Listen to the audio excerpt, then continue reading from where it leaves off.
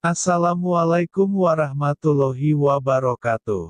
Bismillahirrohmanirrohim. Innal hamdalillah wassalatu wassalamu ala rasulillah Syaidina Muhammad ibni Abdillah wa ala alihi wahbihi wa mawalah, amma ba'du.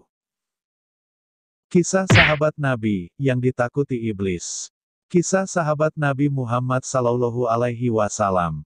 Abdullah bin Umi Maktum radhiyallahu anhu, patut diteladani dengan sikapnya yang istiqomah, menjalankan sholat di masjid berjamaah, walau kedua matanya buta. Bahkan iblis pun takut dengan sikap istiqomah Abdullah bin Umi Maktum ini. Abdullah bin Umi Maktum di usia senjanya pernah meminta kepada Rasulullah Shallallahu Alaihi Wasallam agar diperbolehkan sholat 5 waktu sendiri di rumah, karena kekurangan fisiknya, uzur dan muta penglihatan ini. Abdullah bin Umi Maktum bertanya kepada Rasulullah, "Wahai Rasulullah, saya lelaki tua dan buta, rumah jauh dari masjid, dan tak memiliki penuntun jalan yang layak. Apakah saya memiliki rukhsyah atau keringanan untuk menjalankan sholat di rumah?" Ujar Umi Maktum kepada Rasulullah. "Ya, boleh," jawab baginda Rasulullah Shallallahu Alaihi Wasallam saat itu. Awalnya Rasulullah Shallallahu Alaihi Wasallam mengizinkan Abdullah bin Umi Maktum sholat di rumah.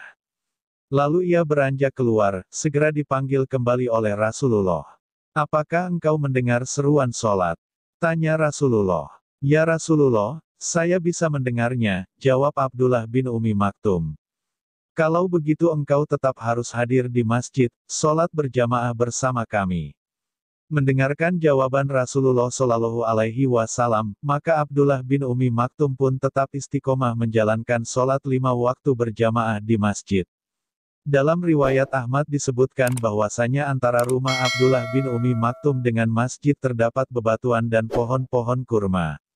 Sementara seperti diketahui bahwa Abdullah bin Umi Maktum adalah sahabat yang mengalami kebutaan sejak lahir, sehingga akan sulit melalui jalan tersebut. Sahabat Abdullah bin Umi Maktum berasal dari suku Quraisy dan lahir di kota Mekah. Sebagai hamba yang istiqomah dalam menjalankan perintah Allah Subhanahu wa Ta'ala, Abdullah bin Umi Maktum yang tidak dapat melihat tiap kali mendengar azan berkumandang, berjalan dengan meraba-raba menyambut panggilannya, tidak terkecuali dalam subuh yang gelap gulita. Hingga pada suatu hari, Abdullah bin Umi Maktum tersandung sebuah batu, lalu tersungkur, darahnya mengalir di wajahnya. Namun, ia kembali bangkit seraya mengusap darah yang mengaliri wajahnya. Abdullah bin Umi Maktum pun melanjutkan perjalanan menuju masjid.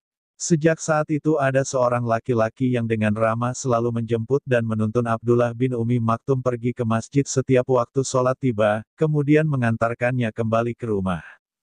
Ternyata lelaki asing itu melakukan hal ini setiap hari. Hingga suatu hari Abdullah bin Umi Maktum menanyakan nama dan asal lelaki itu. Kemudian lelaki itu menjawab, "Tak perlu kau tahu namaku dan jangan mendoakanku karena sesungguhnya aku ini iblis." Abdullah bin Umi Maktum pun kaget mendengarnya. "Bagaimana mungkin kau selalu mengantarku ke masjid sedangkan pekerjaanmu adalah menghalangi orang beribadah kepada Allah?" Iblis menjawab, "Ingatkah saat kau berjalan untuk sholat subuh ke masjid, lalu kau tersandung dan terjatuh sehingga wajahmu terluka parah? Saat itu aku mendengar para malaikat berkata bahwa Allah Subhanahu wa Ta'ala mengampuni setengah dosamu. Aku khawatir jika kau tersandung lagi maka setengah dosamu yang lain akan diampuni Allah juga. Maka aku terpaksa mengantarmu ke masjid." Dari kisah ini dapat diambil pelajaran. Pertama, wajib bagi laki-laki yang tidak memiliki uzur untuk melaksanakan sholat 5 waktu di masjid secara berjamaah. Kedua, dapat dilihat semangat seorang sahabat untuk mendapatkan pahala berjamaah. Maksud yang diminta oleh Abdullah bin Umi Maktum adalah keadaan dirinya yang tua dan buta, jalan yang berbatu dan agar ia mendapat pahala sholat berjamaah, tetapi cukup bagi dia untuk menjalankan sholatnya di rumah, namun hal itu tidak diizinkan oleh Rasulullah. Ketiga, istiqomah merupakan hal yang penting bagi seorang muslim. Karena dengan istiqomah dapat menjadi ladang pahala, bahkan mengikis dosa-dosa. Demikian. Tunggu kisah berikutnya, siapa Abdullah bin Umi Maktum. Semoga kisah di atas jadi inspirasi buat kita semua, amin. Wallahu a'lam bishawab.